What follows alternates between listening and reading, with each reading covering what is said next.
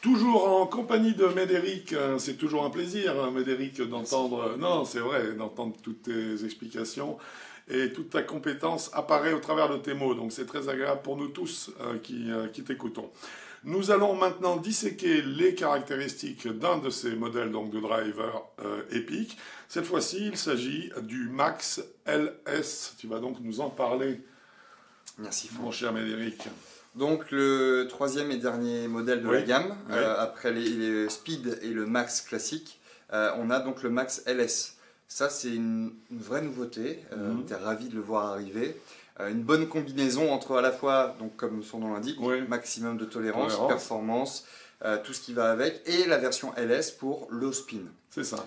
Donc là on va vraiment répondre à une typologie de golfeur bien précise, même si derrière, voilà, on peut aussi étendre à d'autres profils, mais le profil principal, c'est le golfeur qui a tendance, lui, à vouloir à plutôt très bien taper la balle, vitesse de swing assez élevée, très régulier, en général bon niveau de jeu, mais qui, donc, par rapport à cette vitesse importante, va avoir besoin de diminuer son spin, d'où la version low spin. D'accord. Souvent, on pense qu'en étant un très bon golfeur, il faut absolument qu'on aille sur un club compliqué à jouer. Là, c'est vraiment un peu l'inverse. Non, c'est l'inverse. On est un bon golfeur, on veut diminuer le spin, mais on veut quand même garder de la tolérance, parce que ça arrive de temps en temps, aussi bien chez les très bons joueurs amateurs que même les joueurs professionnels, même les joueurs au plus haut niveau. Parce qu'ils frappent fort, et donc forcément, il y a des imprécisions qui se produisent au moment de l'impact, et là, on a besoin de tolérance. On a tous besoin de tolérance, bien quoi sûr, qu'il arrive. La complexité, c'est qui dit tolérance dit en général moment d'inertie très élevé. C'est ça. Qui dit moment d'inertie élevé dit forcément davantage de poids sur l'arrière, et en fonctionnant comme ça, on va augmenter le backspin. Donc c'est toujours deux choses qui étaient difficiles à associer, exactement. D'où le fait en général pour les bons golfeurs, pour diminuer le spin, on diminue la taille de la tête pour que le poids soit davantage positionné vers l'avant, et donc de diminuer le spin. Là, c'est une version un peu incroyable, c'est qu'on est capable d'associer les deux. À la Alors, c'est ce que je vais te dire, mais comment vous avez fait? Donc ça, c'est l'association de toutes nos technologies. Le jailbreak, le speed frame, la nouvelle version, l'utilisation de la flash face, l'intelligence artificielle, l'équilibrage, en fait c'est l'association de tout ce qu'on est capable de faire aujourd'hui. De centre de gravité très particulier. Exactement, qui est beaucoup plus proche de la phase de club, centre de gravité également qui va être un tout petit peu plus bas, permettant d'avoir également une diminution de spin. D'accord. Et donc sur cette version-là, on va retrouver donc du fait qu'on on oriente ce produit sur des golfeurs avec davantage de vitesse, des lofts qui vont être eux uniquement en 9 et 10 degrés 5 et non pas la version 12 degrés. Puisque en fait, voilà, ça sera antinomique avec la vocation du club, qui demande de la vitesse forcément, et qui est pour les joueurs qui possèdent de la vitesse, donc le 12 degrés ne devient plus un loft cohérent. Pas dans cette gamme-ci. Dans cette gamme-là. Pas dans cette gamme-ci, tout à fait. Et donc on va retrouver comme la version Max classique, le petit poids amovible sur l'arrière qui va nous permettre de venir travailler au millimètre et affiner vraiment l'effet et le ou la contrôle neutralisation de l'effet. Exactement. C'est parfait. Écoute, je crois qu'on s'est à peu près tout dit sur ce modèle. Très bien. Et mon cher Médéric, je vais te dire une chose, c'est qu'on a hâte de l'essayer parce que ce modèle-là, on ne le connaît pas. Il est nouveau dans le concept. Donc forcément, ça va être très intéressant. Je te remercie encore. Merci à toi. On teste ça tout de suite et nous en reparlons dans les minutes qui viennent.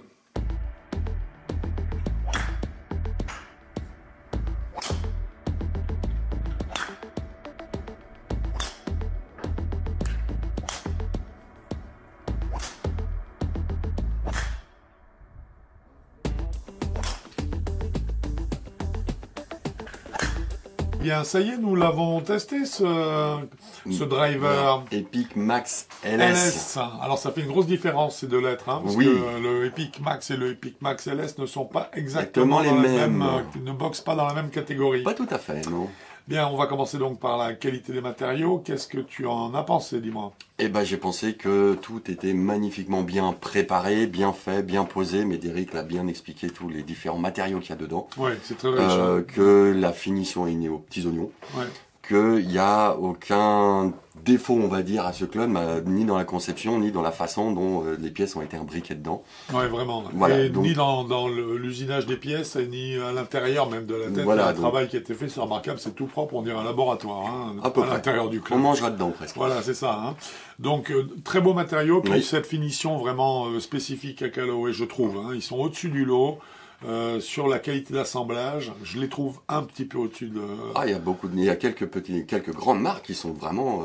Oui, mais je trouve que Callaway se distingue. Et je trouve qu'ils ont un petit plus qui fait que, ne serait-ce que visuellement, quand on regarde leur tête de club, on a l'impression que le produit, il respire la santé, en fait. Oui, ça aussi. Hein, de toute façon, il n'y a aucun doute là-dessus, du coup, forcément, on lui a attribué... les 2 points. Eh oui. Qualité statique maintenant. Comment repose ce Max LS, ce driver de chez Callaway?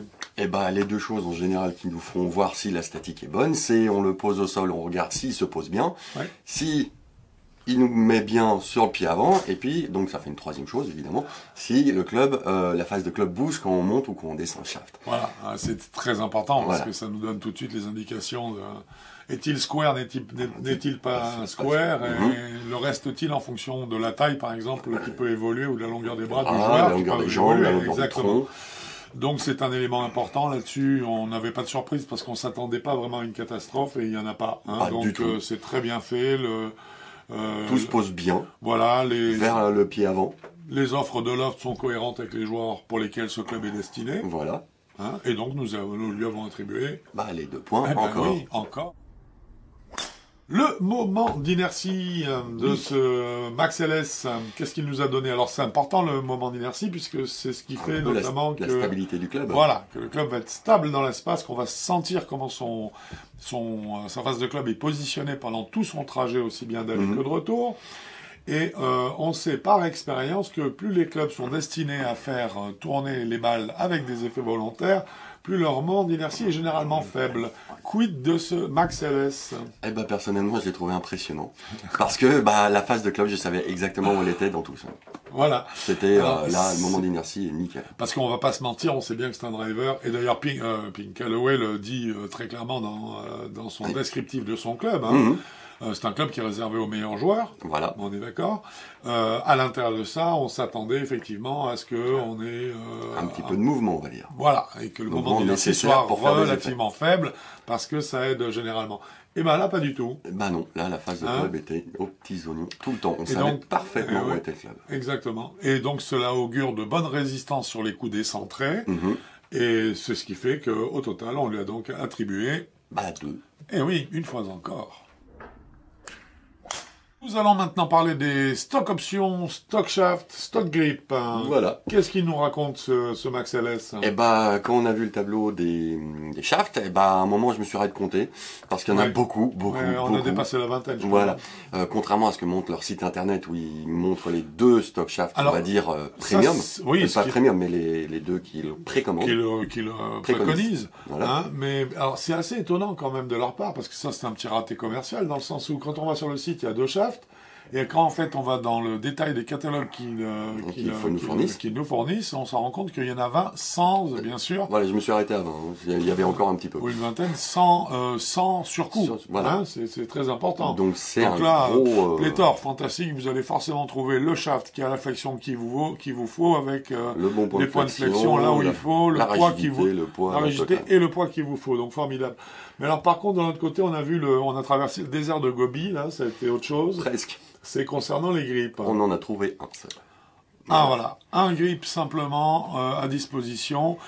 C'est pas normal. Donc il est tout à fait logique que nous lui ayons enlevé un quart de point. Voilà. Ce qui veut dire que sa note sera de 1,75. 1,75. Simplement parce que un grip, non, c'est pas un peu léger. 20 shafts, c'est génial, mais un grip, ça ne suffit pas. C'est une rubrique qui intéresse surtout tout le monde, en fait, c'est-à-dire les frappeurs. Comme nous, ou moi. Plutôt toi. Voilà. Soyons honnêtes. Donc cette fois-ci, nous parlons de puissance et ce qui est livré avec, à savoir le Smash Factor. Alors, on a réussi à monter ce club, ce Max LS de Callaway, à combien, mon cher Quentin? À 1,49. Ce qui me semble être la norme PGA. PGA, voilà. Et avec une distance en plus qui était... moyenne plus. Voilà, hein, donc qui était très. J'avais aucun souci à avoir par des températures. En plus, il faisait froid ce jour-là. J'avais des distances. Voilà, j'avais des distances quasiment normales, pas d'été, mais presque. Non, c'est un club puissant, ça c'est sûr. Il avance. Alors par contre, juste une chose à préciser, c'est qu'on a eu quand même pas mal de mal à faire monter le Smash Factor à 1,49. Oui. Hein, alors le froid maintenant, comme tu dis aussi, est un facteur qui a peut-être joué son rôle là-dedans. Légèrement.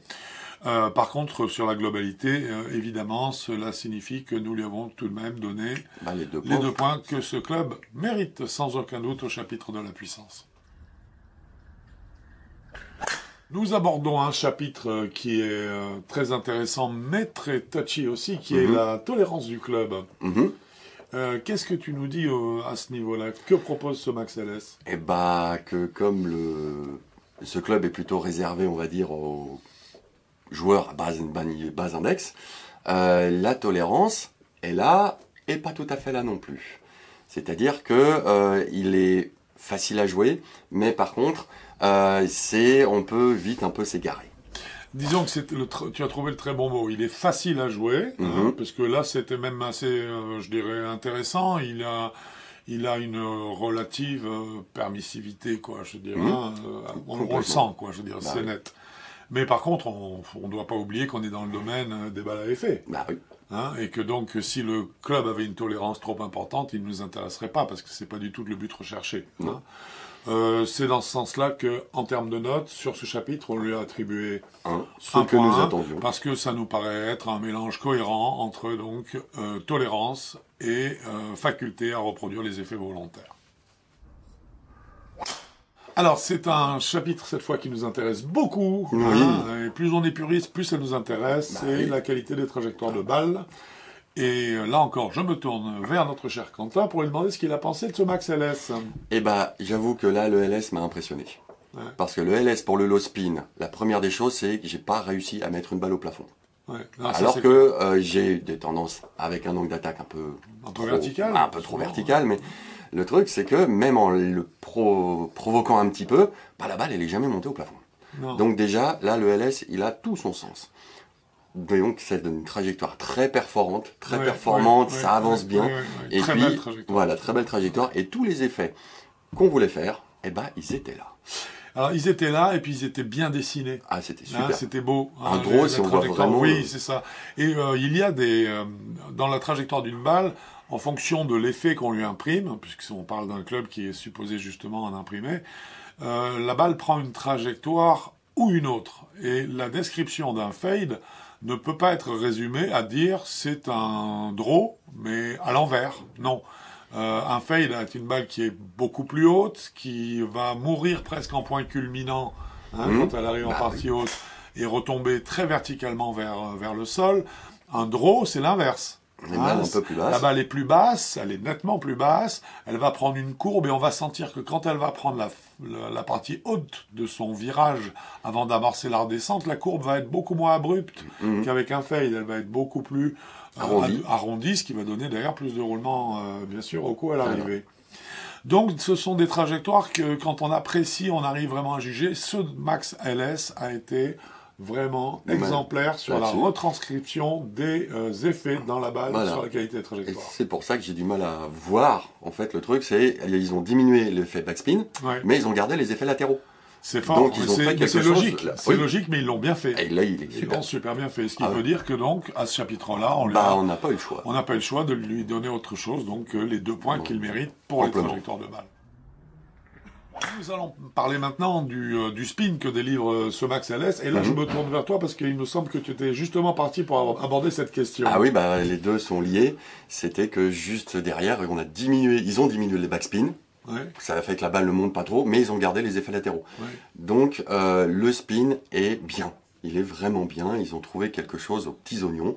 Je dirais qu'ils l'ont calculé idéalement, en fait, puisque en fait on a tout le gommage de la tolérance par la diminution du spin et les effets latéraux qui sont là à 100%. Donc c'est parfait, quoi. Je veux dire, ils ont trouvé le très bon équilibre.